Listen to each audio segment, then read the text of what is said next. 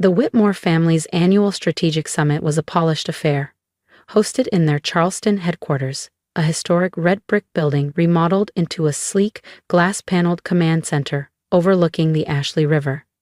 It had been 5 years since I last walked these halls. I was 27 then, freshly graduated from Columbia, with dual master's degrees in business analytics and industrial engineering. That was also the day I was publicly dismissed by my uncle, Charles Whitmore. Today I walked in not as Sienna Blake, the non-blood niece they pushed out, but as CEO of Meridian Core Solutions. Quietly, we had become Whitmore Industries' largest private client, channeling just over $74 million, 0 cents, a year through their procurement network. They had no idea it was me. "The numbers this quarter are holding strong," my cousin Bennett declared, tapping through yet another flashy presentation. "Thanks largely to our long-term anchor account, Meridian Core Solutions." I stirred my espresso with practiced calm, hiding the grin threatening my composure. I still remembered Bennett's words from 5 years ago. "You're brilliant, Sienna, but this isn't your place. This family runs on legacy and name." Uncle Charles had nodded in agreement. "Talent is fine, but blood is permanent." I looked down at my tablet, pulling up internal financial files. Delivered by a helpful former intern who'd grown tired of watching fraud go unchecked. Bennett had been cooking numbers for 10 months. Losses masked by creative accounting. Gaps plugged only by the uninterrupted flow of Meridian's contracts. "Miss Blake?" A soft voice broke my thoughts. It was Lena, Uncle Charles's executive assistant. She gestured to the boardroom doors. "They're ready for your presentation." I rose, smoothing the lapel of my tailored charcoal suit. Sharp lines, understated power. A far cry from the department store dress I wore when I was told I'd never be Whitmore material. As I approached the podium, Bennett froze mid-slide. "Sienna? What? What are you doing here? This meeting is for senior executives only." I paused, locking eyes with every confused face at the table. "I'm here representing Meridian Core Solutions. We need to renegotiate our contracts immediately before renewal." Silence. Uncle Charles narrowed his eyes. "That's not how this works. Meridian always sends a contracted intermediary." I smiled. "They do. And you're looking at her." Silence. Bennett looked like he'd forgotten how to blink.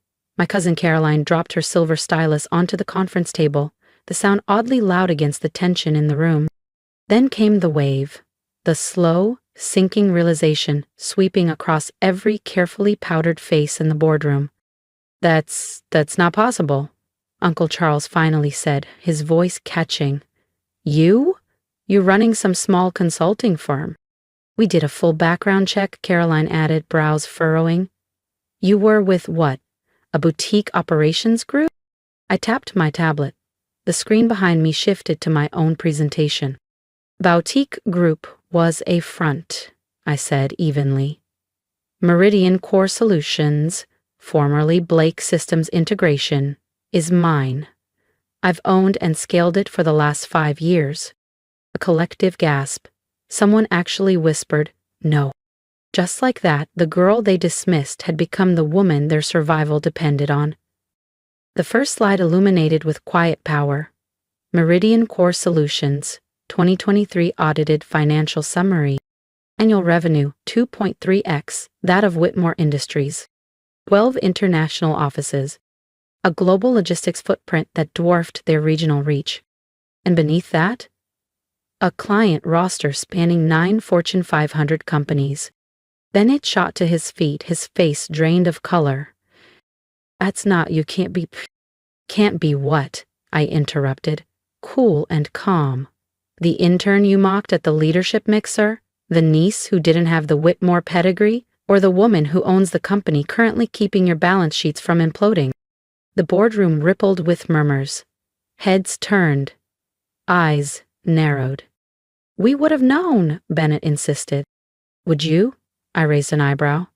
"The same way you knew about the $7,900,000, 0 cents, concealed through deferred receivables and fake inventory allocations?" He froze, Around him, the directors turned to one another, alarmed whispers rising. I've spent the past 5 years turning Meridian into what it is, I continued, voice unwavering. While you were too busy clinking champagne over my absence, I became your biggest client, and your last safety net. Across the table, Uncle Charles gripped the armrests of his chair, knuckles white. Why come forward now? He asked, almost a whisper. I advanced to the next slide, a clean analysis of Whitmore's dependency on Meridian. The numbers were devastating. Because it's time to renegotiate, I said simply, and based on what I've uncovered, I'm not sure there's anything worth saving.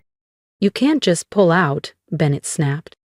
Those contracts expire in 4 business days, I replied, and as CEO, I'm no longer convinced your company is stable enough to trust. The room erupted. Directors shouted questions. Caroline turned pale. And Charles? He didn't say a word. He just stared at me, like he was seeing me for the very first time. Caroline muttered something about corporate liability under her breath, but her voice was swallowed by the chaos swelling behind her. I remained still, measured, composed. Let the panic settle on them first. I'll be calling an emergency audit meeting tomorrow morning at 9 a.m., I said evenly, gathering my tablet and files into a sleek leather folder. My team will be presenting a full forensic review of your financial activity. I suggest you come prepared. This is about revenge, isn't it? Bennett said, his voice cracking despite his best efforts to keep it firm. Because we didn't give you a seat at the table? I paused at the doorway. The memory of that afternoon 5 years ago hit me like a cold wind. Bennett's smug dismissal, Uncle Charles's firm rejection, Caroline's snide laugh as I walked out of the office with my resume in one hand and disappointment tightening in my chest. No, Bennett, I replied, locking eyes with him. This isn't revenge. I took a step closer. This is business, the same business you said I'd never understand.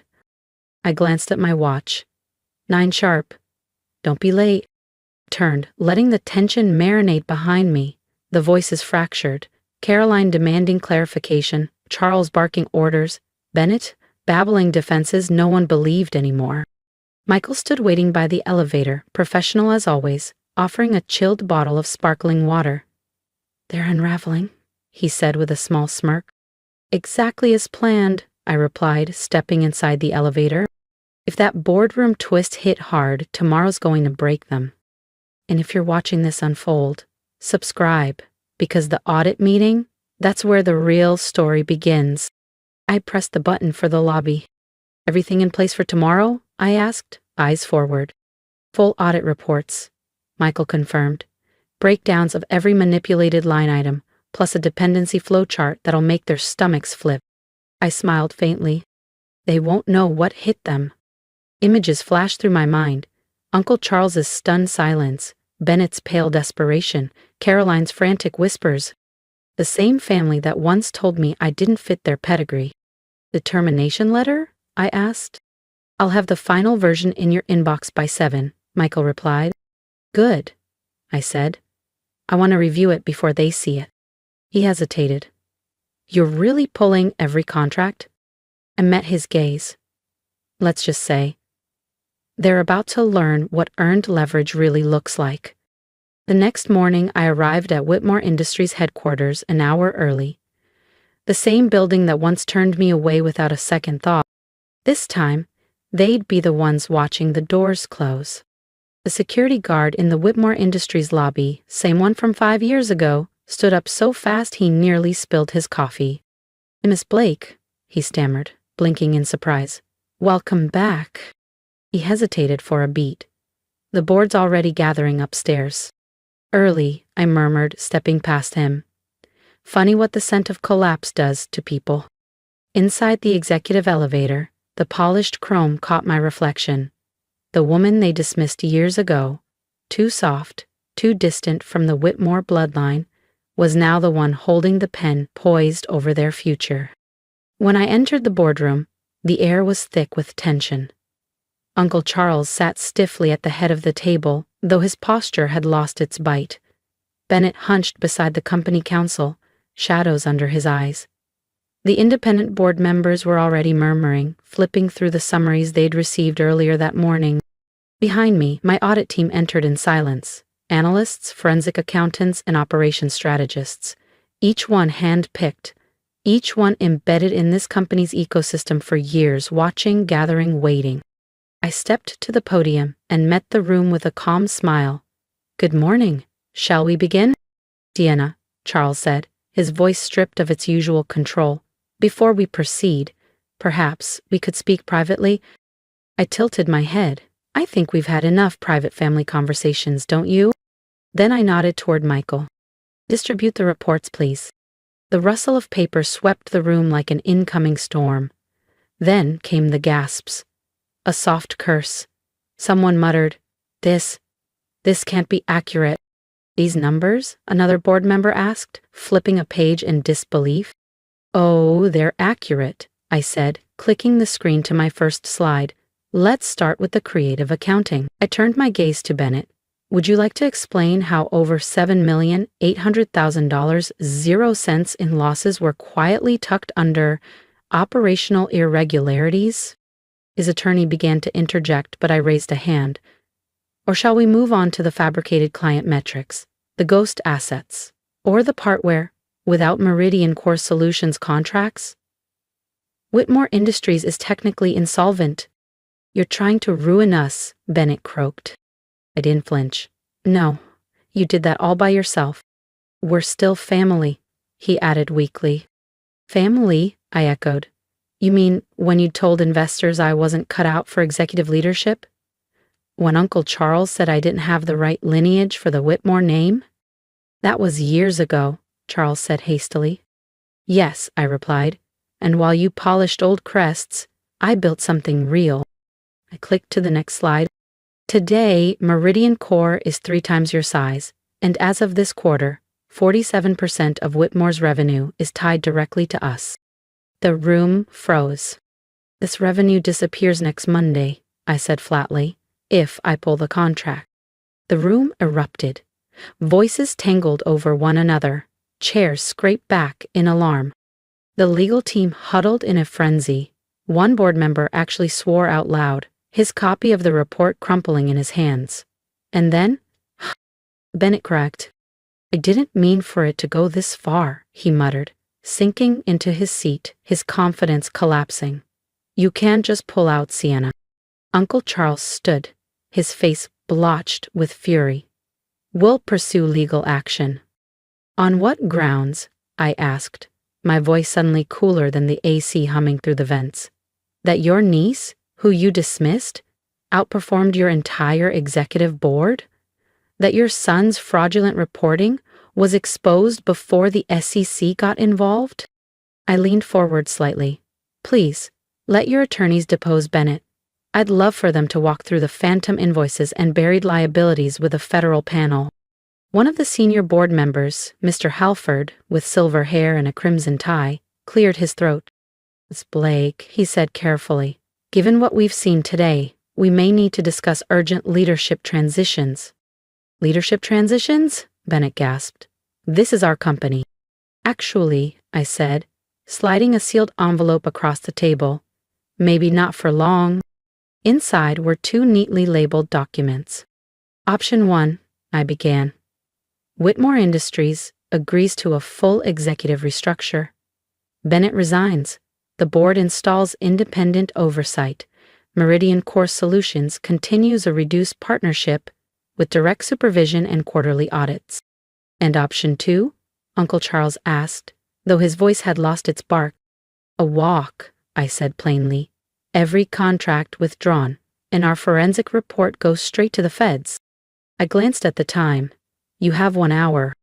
"This isn't business," Bennett snapped, voice frayed. "It's revenge." "No," I replied quietly.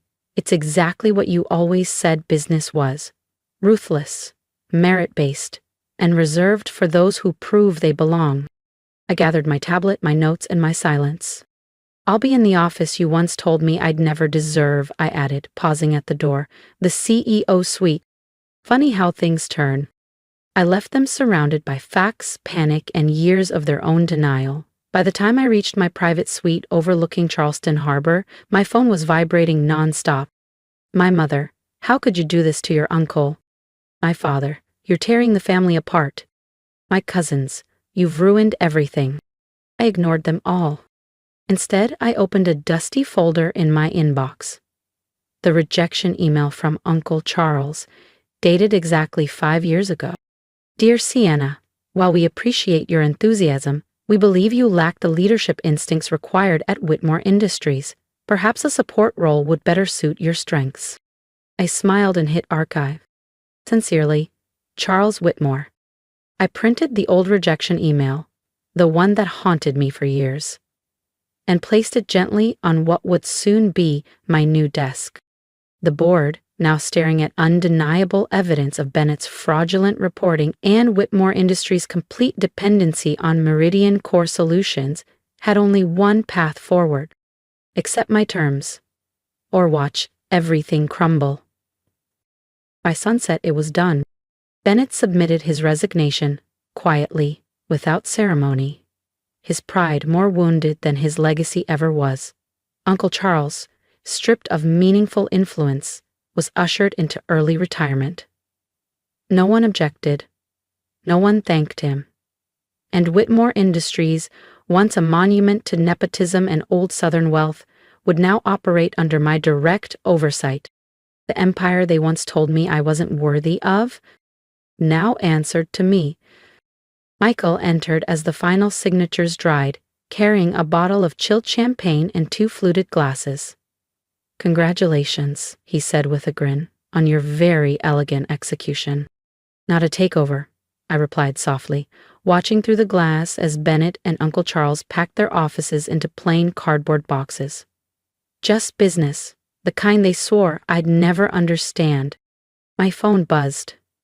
Again. Dozens of unread messages. My mother, you didn't have to humiliate them. To the grunt, my father, this isn't how family handles disagreements. My cousins, we grew up together. How could you do this? I opened the family group chat, typed one line. Don't worry about the family name. Whitmore Industries is finally in qualified hands. Then I silenced the phone and turned toward the window. The sun dipped low over Charleston Harbor, painting the sky in streaks of gold and violet. A different kind of peace settled in me. Not the fragile peace of their approval, but the clarity that comes from earned power. Because sometimes, success isn't about the position you begged for. It's about building something so undeniable that they're forced to negotiate on your terms. And sometimes, the best revenge isn't revenge at all. It's becoming their boss. Uncle Charles had been right about one thing, though. I was never qualified to work at Whitmore Industries. I was qualified to own it. Hey, before you go, how was your day? Really, I mean it, in a world that moves this fast, we don't always stop and ask each other that. But I want to know. Drop it in the comments. Good, bad, or somewhere in between. I'm listening. Because sometimes just being heard is the first step toward feeling seen. And if you've made it this far, thank you. Not just for hearing my story, but for walking through the quiet victories and hard-earned lessons with me. When I was told I didn't belong at their table, I didn't fight for a seat. I built my own, and in time, they had no choice but to stand around mine. So now I want to hear from you. Have you ever been overlooked, underestimated, shut out by the very people who were supposed to believe in you? Tell me how you kept going, or where you are now, and I'll cheer you on the way no one else did. Because here's what I know for sure. Quiet strength makes the loudest impact. And if any part of this resonated, hit that subscribe button. Not just for me, for you. Because this isn't just about power plays or revenge.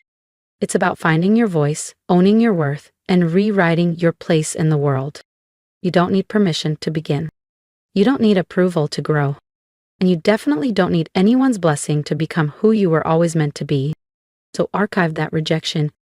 Build what they said you couldn't. And when they finally recognize you, make sure it's on your terms. I'll be right here sharing stories like mine and waiting to hear yours. Because sometimes, the best success story starts with a no, You turned into power.